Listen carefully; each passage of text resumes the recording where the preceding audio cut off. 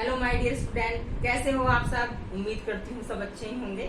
मैं आप सबका स्वागत करती हूँ अपने YouTube channel palace of history में। अच्छा, तो जैसा आप सबको पता है कि हमारी प्रागैतिहासिक काल की श्रृंखला चल रही है, उसमें मेरी ये वीडियो है। आज मैं लेकर आई हूँ प्रागैतिहासिक काल का मध्यपाषाण काल। हमारा जो कोर्स है यहाँ तक हो चुका है, हमने पुरापाषाण काल कवर कर लिया है। इसमें हमने इसके 3 भाग देखे, पुरापाषाण काल देखा, मध्य पुरापाषाण काल देखा और उच्च पुरापाषाण काल देखा। ये पुरापाषाण काल का जो बंटवारा है 3 भागों में, पूर्व पुरापाषाण काल, मध्य पुरापाषाण काल और उच्च पुरापाषाण काल में, ये एडवर्ड महोदय ने किया था। अच्छा, अब बात आती है मध्य पाषाण काल की। तो आज का जो हमारा टॉपिक चलेगा मध्य पाषाण काल चलेगा। हमने ये टॉपिक कवर कर लिया है और आज हम पढ़ने जा रहे हैं मध्य पाषाण काल। अच्छा, मध्य पाषाण काल करने से पहले तुम्हें एक बात का जानना बहुत जरूरी है कि ये जो प्रागैतिहासिक काल का बंटवारा हुआ, पुरापाषाण काल, मध्य पाषाण काल और नवपाषाण काल, ये चीज में समझ में आ गई। पुरापाषाण काल को 3 भागों में किसने बांटा था? एडवर्ड महोदय ने। अब बात करते हैं कि पुरापाषाण काल, मध्य पाषाण काल और नवपाषाण काल में किसने बांटा। तो इसमें हमारे सामने एक नाम आता है, जॉन लुबाक। याद ध्यान रखना, जॉन लुबाक ने प्रागैतिहासिक काल को 2 भागों में बांटा। जॉन लुबाक ने प्रागैतिहासिक काल को 2 भागों में बांटा। किस किस में बांटा? एक पुरापाषाण काल और एक नवपाषाण काल। यहीं से क्वेश्चन बनते हैं, पुरापाषाण काल और नवपाषाण काल। अच्छा, ये बात उन्होंने अपनी किस पुस्तिका में कही? इन्होंने अपनी प्री हिस्टोरिका। अच्छा, तुम्हें अगर लिखा हुआ समझ में ना आ रहा हो तो मेरी बातों से समझ लेना कि आवाज तो तुम तक पहुंच ही रही है ना, तो उससे आप नोट डाउन कर लेना। इनकी पुस्तक, जॉन लुबाक की पुस्तक का नाम था प्री हिस्टोरिका टाइम्स। जॉन लुबाक की पुस्तक का नाम था प्री हिस्टोरिक टाइम्स और ये प्रकाशित हुई थी, जिसका प्रकाशन 1865 में हुआ था। इसका प्रकाशन 1865 में हुआ था। तो इस बुक में इन्होंने प्रागैतिहासिक काल के 2 काल बताए हैं, पुरापाषाण काल और नवपाषाण काल। तो बच्चों, हमारा आज का टॉपिक रहेगा मध्य पाषाण काल। तो बच्चों, हमारा आज का टॉपिक रहेगा मध्य पाषाण काल। मध्य पाषाण काल की स्थिति कैसी थी? मध्य पाषाण काल में और पुरापाषाण काल में क्या अंतर था या इसमें क्या विशेषता, हम इन सब चीजों को जानेंगे। हम आज अपनी इस वीडियो में हम इन सब चीजों को जानेंगे। अच्छा, ये हमारा एग्जाम की दृष्टि से मोस्ट इम्पोर्टेंट है। इसमें से बहुत सारे क्वेश्चन पूछे जाते हैं, हम उन क्वेश्चनों का भी डिस्कस करेंगे और इसे तुम्हारा क्लियर करेंगे। अच्छा बच्चों, एक चीज और कहनी है, मैंने अपनी पहली वीडियो में इस पुस्तक का नाम लिया था प्री हिस्टोरिका टाइम्स। मुझे लग रहा है शायद मैंने उसका लिए तुम्हें राइटर का नाम नहीं बताया था, या मैंने कुछ एडवर्ड महोदय की पुस्तक बता दी थी। तो इस चीज को अगर आपने वो वीडियो देखी और उसमें आपको ये मिस्टेक समझ में ना आई हो, तो मतलब बुक समझ में आई हो कि जो एडवर्ड महोदय की, तो इस बुक को क्या करना, याद कर लेना कि ये पुस्तक जो है जॉन लुबाक की है, ना कि एडवर्ड महोदय की। ओके, अब स्टार्ट होता है हमारा मध्य पाषाण काल। तो मध्य पाषाण काल की कुछ विशेषताएं। सबसे पहले तो हम मध्य पाषाण काल को देखते हैं। इसका टाइम पीरियड कैसे था? 6000 ईसा पूर्व से 5000 ईसा पूर्व माना जाता है। इसका समय क्या माना जाता है? 6000 ईसा पूर्व से 5000 ईसा पूर्व। लेकिन ये हर बुक में थोड़ा अलग अलग दिया है, तो इसमें आपको कंफ्यूज होने की कोई जरूरत नहीं। कहीं कहीं पर ये 9000 टाइम भी दिया हुआ है, कहीं पर 8000 है, कहीं पर ये 7000 भी है। लेकिन मोस्ट ऑफ द जो टाइम होता है नवपाषाण काल का 7000 से स्टार्ट होता है। मध्य पाषाण काल का जो टाइम पीरियड है वो 6000 ये है, जो संबोधन कर रहा है 1000 का कर रहा है। 8000 ईसा पूर्व से 5000 ईसा पूर्व तक। ठीक है बच्चों, अब बात आता है इसके नाम। इसके एपी पेलियोलिथिक, मध्य पाषाण काल को एपी पेलियोलिथिक नाम से भी जाना जाता है, और दूसरा इसका अनुपुरापाषाण काल, इसे और 2 नामों से जाना जाता है। एक एपी पेलियोलिथिक और दूसरा अनुपुरापाषाण काल। मध्य काल को 2 अन्य नामों से भी जाना जाता है। तीसरी बात आती है जो सबसे इंपॉर्टेंट है, खोज। इसकी खोज किसने की? हमने पहले आपको पीछे बताया था कि जॉन लुबाक ने अपनी पुस्तक प्री हिस्टोरिका टाइम्स में जिसका प्रकाशन 1865 को हुआ था, उसमें प्रागैतिहासिक काल को दो भागों में बांटा था, नवपाषाण काल, वो पुरापाषाण काल और नवपाषाण काल। लेकिन मध्य पाषाण काल के जो औजार सबसे पहले खोजे थे तो वो C.L. कार्लाइन ने खोजे थे। किसने खोजे थे बच्चे? C.L. कार्लाइन। यहाँ से क्वेश्चन बनता है कि मध्य पाषाण काल के औजार सर्वप्रथम किसने खोजे? C.L. कार्लाइन ने खोजे। और कहाँ खोजे? तो भारत के विंध्य क्षेत्र में खोजे, भारत के विंध्य क्षेत्र में खोजे।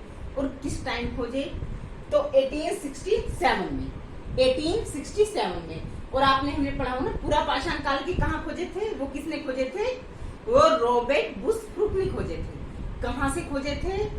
अतिरम पक्कम, पल्लवपुरम अतिरम पक्कम से। और किस उसकी डेट क्या थी? 1863। बच्चों चीजों को थोड़ा सा कोरिलेट करते रहो, पहली वीडियो से और इस वीडियो को कनेक्ट करो तो ये क्रम से आपको याद होगा। मेरी पहली वीडियो भी देखोगे तो आपको ये प्रागैतिहासिक काल बिल्कुल हलवा लगेगा, बहुत इजी वे में याद हो जाएगा। हिस्ट्री इतनी टफ भी नहीं है जितनी लगती है, और उसमें भी ये प्रागैतिहासिक काल का टॉपिक है, तो थोड़ा सा ध्यान दोगे तो याद हो जाएगा। मेरे साथ सब याद करते चलो। दूसरी इसकी विशेषता क्या थी? इसमें पशुपालन की शुरुआत पाई गई। हमसे क्वेश्चन पूछा जाए कि भारत में पशुपालन की शुरुआत कहाँ से मिली, तो मध्यकाल से, मध्य पाषाण काल से। वो वाला मध्यकाल नहीं, मध्य पाषाण काल से। और इस मध्य पाषाण काल को हम और दो नामों से जानते हैं, एपी पेलियोलिथिक, दूसरा अनुपुरा पाषाण काल, दूसरा अनुपुरा पाषाण काल। इसे रिवीजन करते चलो इसका है। और इसे सूक्ष्म औजार, दूसरी विशेषता क्या थी इसकी? सूक्ष्म औजार। अच्छा मेरे बोर्ड पर जगह नहीं, मैं लिख ही नहीं पाई। माइक्रोलोथिक भी बोलते हैं, माइक्रोलोथिक मतलब उनका जो औजार थे वो बहुत छोटे थे। अभी तक हमने क्या देखा? पुरापाषाण काल में, उच्च पुरापाषाण काल में, और इसमें आपका मध्य पुरापाषाण काल, जो हमने 3 काल पढ़े हैं उसमें हमने औजारों का मैंने तुम्हें ट्रिक भी बताई थी, है ना? अभी हमने ट्रिक याद करी, ट्रिपल सी PH पास करके BSP ज्वाइन करो और ब्लेड की तरह तेज हो जाओ। तो उसमें हमने कितने औजार बताए? ट्रिपल सी में क्या बताया था? 3 औजारों के नाम बताए थे, चॉपिंग, चापिंग और क्लेवर। और P से बताया था हमने पेबुल, और H से बताया था हमने हैंडेक्स, हैं? और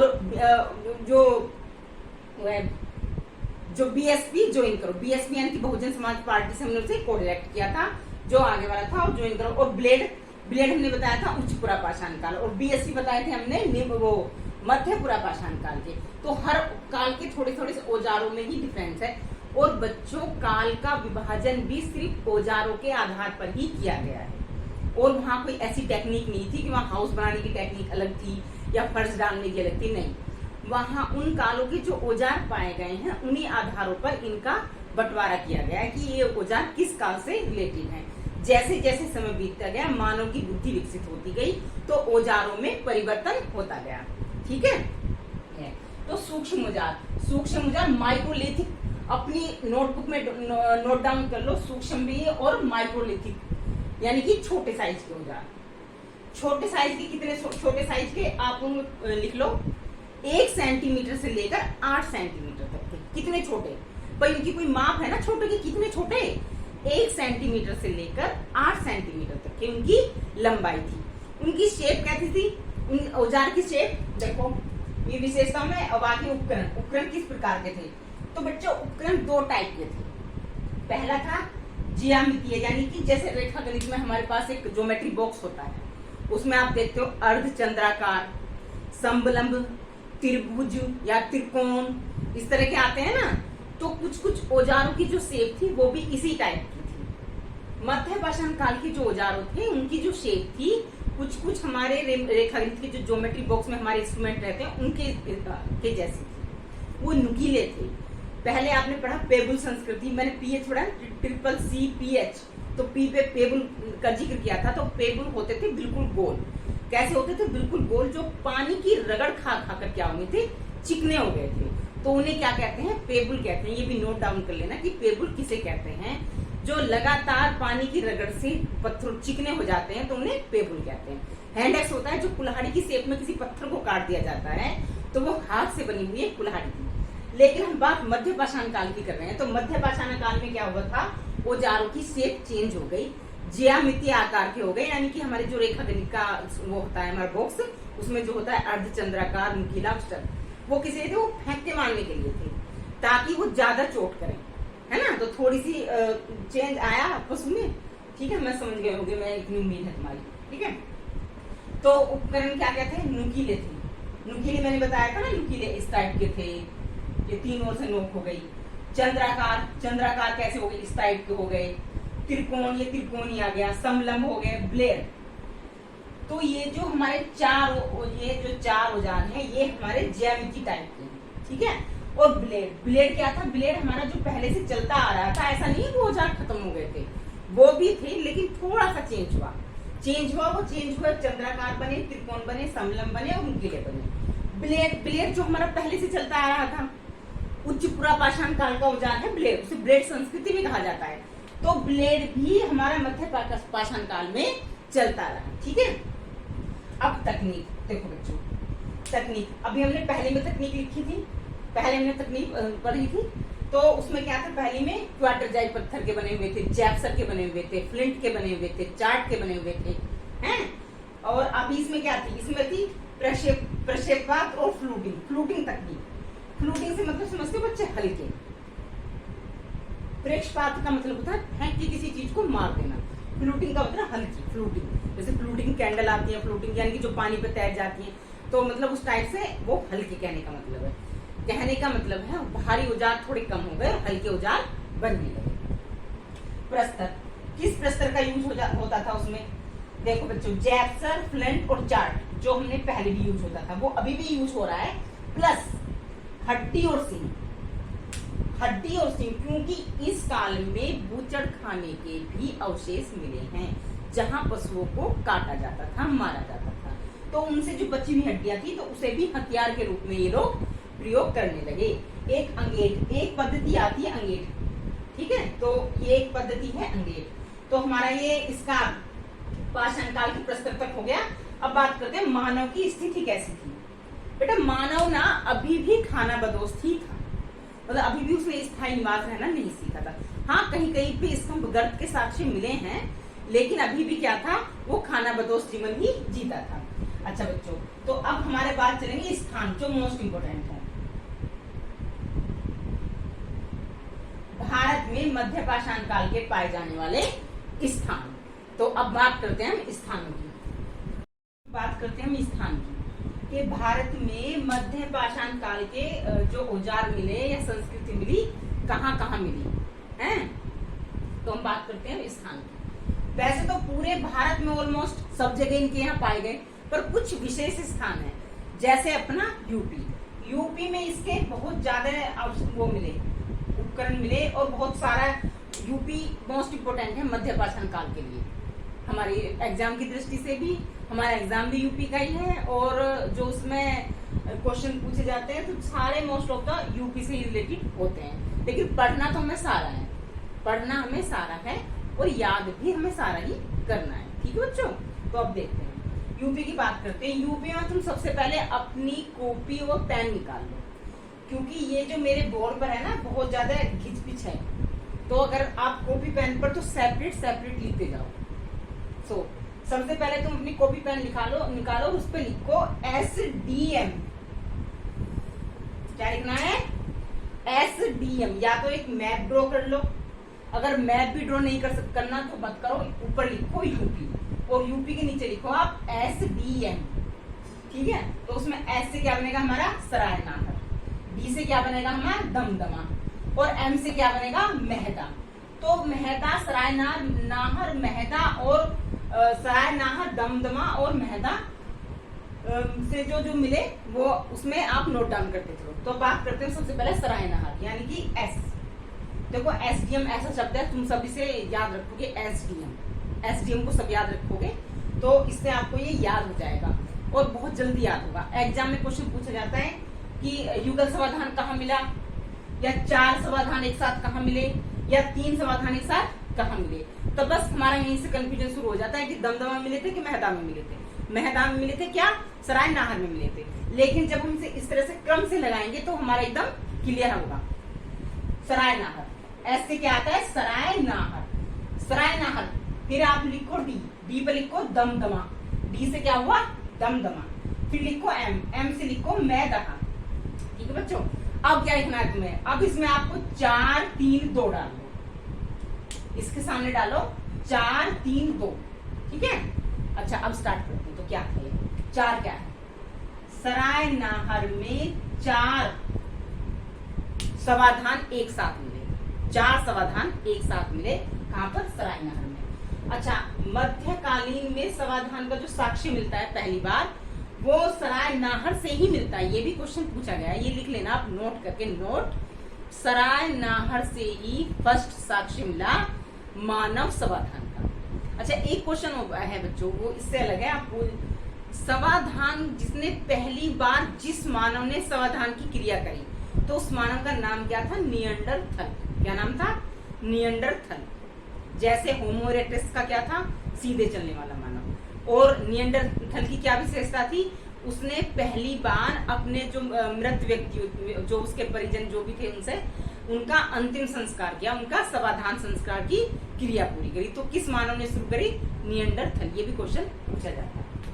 अब बात आती है कि सराय नाहर में क्या क्या मिला, 4 युगल समाधान, 4 युगल नहीं कह सकते, 4 समाधान मिले। ठीक है, दूसरा स्तंभ गर्त। स्तंभ गर्त क्या होती है, चारों तरफ से डंडे गाड़ने के बाद में, और उनके ऊपर एक तिरपाल सी बिछाकर लगाकर चारों तरफ, तो यानी कि खड्डों में मानव ने रहना स्टार्ट कर दिया था। तो वो क्या था, स्तंभ गर्त, यानी कि नीचे रहना शुरू करा था, तो स्तंभ गर्त हुए वो। और चूल्हे, चूल्हे के साक्ष्य, यानी कि वो मांस को पकाकर खाने लगा था एक तरह से, ये मानो आप, पकाकर भी नहीं तो चूल्हे के साक्ष्य मिले हैं वहां। कहां पर, सराय नाहर में 8 चूल्हे के साक्ष्य मिले हैं, और एक स्तंभ गर्त मिला है। स्तंभ गर्त तीनों में मिला है, देखो मैंने एक छोटा सा डॉट लगाया हुआ, ये तीनों में मिला है। ठीक है, अब दमदमा, दमदमा मोस्ट इंपोर्टेंट है। क्या है इसमें, इसमें क्या है, सबसे पहली चीज मिली, हाथी दांत से बनी एक लटकन। हाथी दांत से बनी हुई लटकन कहाँ मिली, दमदमा से। क्वेश्चन तो इतनी बार पूछा गया है कि हाथी दांत से बनी हुई लटकन कहाँ मिली, दमदमा में। दूसरी चीज क्या है, सुरक्षित। मध्य पाषाण काल के जितने भी स्थान मिले, सबसे सुरक्षित स्थान कौन सा मिला, दमदमा में। अच्छा, इसमें आप ऐसे भी रिलेट कर सकते हो कि दम है तभी तो सुरक्षित है, दम है तभी तो सुरक्षित है, तो दमदमा से मिले। ठीक है बच्चों, दूसरा आप पढ़ोगे महदहा। महदहा, महदहा से ही 2 युगल समाधान, महदहा से युगल समाधान मिला। ये बात आप ध्यान से सुनो, महदहा से युगल समाधान मिला। एक बार यूपीएससी में क्वेश्चन पूछा गया था कि सती प्रथा के साक्ष्य सबसे पाषाण काल में कहाँ मिले। सती प्रथा के साक्ष्य, सती प्रथा के साक्ष्य पाषाण काल में कहाँ मिले, जबकि पाषाण काल में तो मानव का ही गिना चुना विकास हुआ था, तो सती प्रथा कहाँ से आ गई। तो यहाँ से कोरिलेट हुआ था वो महदहा से, क्योंकि महदहा में क्या था, युगल शव मिला था, युगल समाधान मिला था, एक स्त्री और एक पुरुष का समाधान मिला था। ठीक है, तो यहाँ से दूसरी मोस्ट इंपोर्टेंट चीज क्या है, बूचड़ खाना। बूचड़ खाना, बूचड़ खाना एक जहाँ पर पशुओं को मारा जाता था, उसे क्या कहते हैं, बूचड़ खाना या कसाई खाना भी कहते हैं। दूसरा मृग छल्ले, यानी कि जो आप जब बूचड़ खाना मिला, मतलब पशुओं को मारा गया, किसी हिरण को भी मारा गया, तो उसके सींग में से क्या निकालिए, छल्ले निकाल लिए। क्या निकालिए, छल्ले, और वो सींगों के छल्ले बने हुए, मृग के सींगों के छल्ले बने हुए मिले, तो वो भी कहाँ से प्राप्त हुए, महदहा से प्राप्त हुए। ठीक है बच्चों, अच्छा अब एक चीज है लेखैया, इसे भी नोट डाउन करो। लेखैया भी मिर्जापुर का ही है, यूपी का ही एक वो है क्षेत्र। यहाँ से 17 नरकंकाल मिले। कितने नरकंकाल मिले, 17 नरकंकाल मिले, ज्यादा क्वांटिटी बहुत थी, 17 नरकंकाल मिले। अच्छा बच्चों, अब बात पूछनी, क्वेश्चन पूछा जाता है कि सर्वाधिक समाधान कहाँ से मिले, तो कहाँ जाओगे, आपका आंसर जाएगा दमदमा। क्यों, दमदमा से 41 समाधान मिले, एक साथ 41 व्यक्तियों का अंतिम संस्कार कहाँ से मिला, दमदमा से। अगर पूछता है सर्वाधिक नरकंकाल कहाँ से मिले, तो आंसर क्या जाएगा, लेखैया। क्या जाएगा आंसर, लेखैया। लेखैया से 17 नरकंकाल मिले। ठीक है बच्चों, अब दूसरा, अब आ जाते हैं बिहार। बिहार से, बिहार से पैसरा नामक स्थान से फर्स्ट टाइम झोपड़ी बनाने के साक्ष्य मिले। पैसरा नामक स्थान पर फर्स्ट टाइम झोपड़ी बनाने के साक्ष्य मिले, यानी कि झोपड़ी की शुरुआत कहाँ से हुई? एक तरह से पैसरा से हुई। ठीक है बच्चों, अब आ जाते हैं बंगाल। बंगाल ममता बनर्जी का बंगाल, यहाँ से क्या मिला? ममता बनर्जी के बंगाल जो है यहाँ से वीरभानपुर से माइक्रोलिथिक औजार यानी कि सूक्ष्म औजार, और क्या मिला? इसकी जो खुदाई करवाई थी बी लाल ने कराई थी, और यहाँ से खड्डों के साक्ष्य मिले, बड़े बड़े खड्डों के साक्ष्य मिले वीरभानपुर से। ठीक है बच्चों, अब हम वापस से यूपी में आते हैं। यूपी में क्या मिला? यूपी में चौपानी मांडो फिर एक जगह है। क्या है यूपी में चौपानी मांडो। चौपानी मांडो मोस्ट इंपोर्टेंट है। सबसे पहली बात इसकी इंपोर्टेंट क्या है कि उच्च पुरापाषाण काल से लेकर, पुरापाषाण काल के 3 काल है ना, पूर्व पुरापाषाण काल या निम्न पुरापाषाण काल या मध्य पुरापाषाण काल और उच्च पुरापाषाण काल। तो उच्च पुरापाषाण काल से लेकर मध्य पाषाण काल और नवपाषाण तक के साक्ष्य मिले। कहाँ से मिले? चौपानी मांडो से मिले। ये यूपी में ही है। दूसरा, हाथ से बने अनगढ़। ये हाथ से बने मृद भांड। सबसे पहले मृद भांड क्या होता है? यहाँ से भी क्वेश्चन बहुत बार पूछा जाता है कि मृद भांड क्या है। मृद भांड बच्चों मिट्टी के बने हुए बर्तन होते हैं जिनके अवशेष हमेशा खुदाई में पाए गए हैं, और उनसे भी कालों का पता लगाया जाता है कि भी किस काल के हैं, थोड़ा और डेवलप हुआ किस काल के थे। अभी ऐसे ना पहले ज्यादा सिल्वर के बर्तन, पीतल के बर्तन चलते थे। कौन से? अभी शायद अपने घरों में मिल जाएंगे। मोस्ट ऑफ द पीतल के बर्तन यूज होते थे। फिर सिल्वर आया, सिल्वर के बर्तन यूज होने लगे। अब क्या हो रहा है? अब स्टील है। अब स्टील को भी छोड़ लो, पर कांच के बर्तन यूज करते हैं, है ना, कांच के बर्तन यूज करते हैं इस टाइप की। तो ऐसे ही क्या था कि मृद भांड क्या होता था? मिट्टी के बने बर्तन होते थे। तो चौपानी मांडो से जो साक्ष्य मिले हैं मृद भांड के, वो हाथ से बने, यानी कि तब तक इस बात से एक चीज और पता क्लियर होती है कि चाक का आविष्कार नहीं हुआ था, क्योंकि चाक का आविष्कार कहाँ होगा? नवपाषाण काल में होगा। तो यानी कि हाथ से भी बर्तन बनाने स्टार्ट हो गए थे। ये भी आता है। दूसरा, जंगली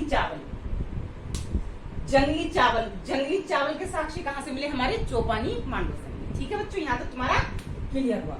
अब बात आती है एमपी यानी कि मध्य प्रदेश। मध्य प्रदेश से कौन? मध्य प्रदेश के होशंगाबाद जिले, होशंगाबाद के होशंगाबाद के आदमगढ़ से क्या मिले? पशुपालन के साक्ष्य मिले। क्या मिले? पशुपालन के साक्ष्य मिले। कहाँ से मिले? होशंगाबाद के आदमगढ़ से। और भीमबेटका में हर कालू का मिला था, यानी यहाँ से भी मिले कुछ। संगनकल्लू, तिन्नेवेली, संगनकल्लू कहाँ से? कर्नाटक से। यहाँ से भी कुछ सूक्ष्म औजार मिले। फिर तिन्नेवेली कहाँ है? तमिलनाडु में। यहाँ से भी कुछ सूक्ष्म औजार मिले। अच्छा, मध्य पाषाण काल के ऑलमोस्ट सारी जगह से मिले। कहाँ से नहीं मिले? तो आप मान सकते हो केरला से नहीं मिले थे, उधर ऊपर सिंध प्रांत से भी नहीं मिले थे। ठीक है बच्चों, अब आ जाते हैं गुजरात में। गुजरात में भी क्या था?